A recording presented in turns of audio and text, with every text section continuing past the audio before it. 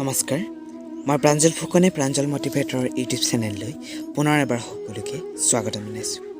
আজি মই আপোনালোকক প্ৰাৰ্থনা আমি কিয় কৰিব লাগে তাৰ ওপৰত এটা চমু বক্তব্য দাঙি ধৰিম। আৰু যদি ভিডিঅ'টো ভাল লাগে লাইক এটা কৰি দিব, আৰু যদি মোৰ চেনেলটোলৈ নতুনকৈ আহিছে প্লিজ চেনেলটো ছাবস্ক্ৰাইব কৰিবলৈ নাপাহৰিব। তেন্তে বলক ভিডিঅ'টো আৰম্ভ কৰোঁ।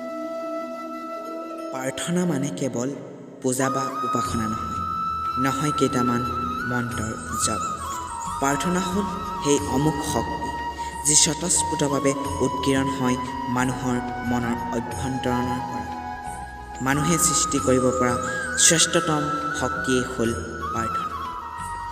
আমি যদিও প্ৰাৰ্থনাক বহু ক্ষেত্ৰত এক অলৌকিক অনুভৱ বুলিয়েই ধৰি লওঁ, কিন্তু প্ৰকৃতাৰ্থত আমাৰ দেহত থকা বিভিন্ন গ্ৰন্থিৰ পৰা ওলোৱা ৰসসমূহৰ প্ৰভাৱ যিদৰে আমাৰ শৰীৰৰ ওপৰত পৰে, ঠিক সেইদৰে প্ৰাৰ্থনাৰো প্ৰভাৱ পৰে।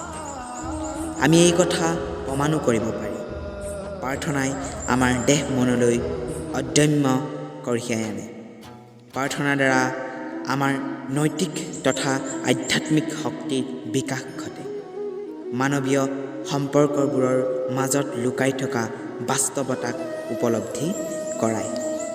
গভীৰ নিষ্ঠা আৰু সততাৰে তুমি যদি প্ৰাৰ্থনাক এটা অভ্যাসত পৰিণত কৰা, তেন্তে তোমাৰ জীৱনশৈলী অতি সুন্দৰভাৱে ৰূপান্তৰ ঘটিব।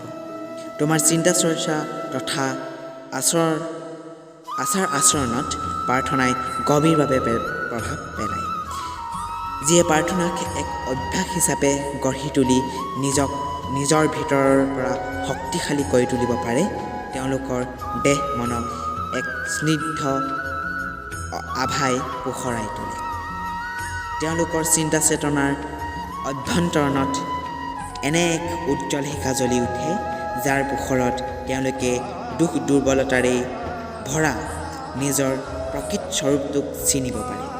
প্ৰাৰ্থনাৰ শক্তিৰ দ্বাৰা নিজৰ সেই দুখ দুৰ্বলতাক জয় কৰি তেওঁলোকে নিজৰ সৃষ্টিশীল গুণসমূহৰ বিকাশ ঘটাব পাৰে, উত্তৰণ ঘটাব পাৰে নিজৰ ব্যক্তিত্বৰ।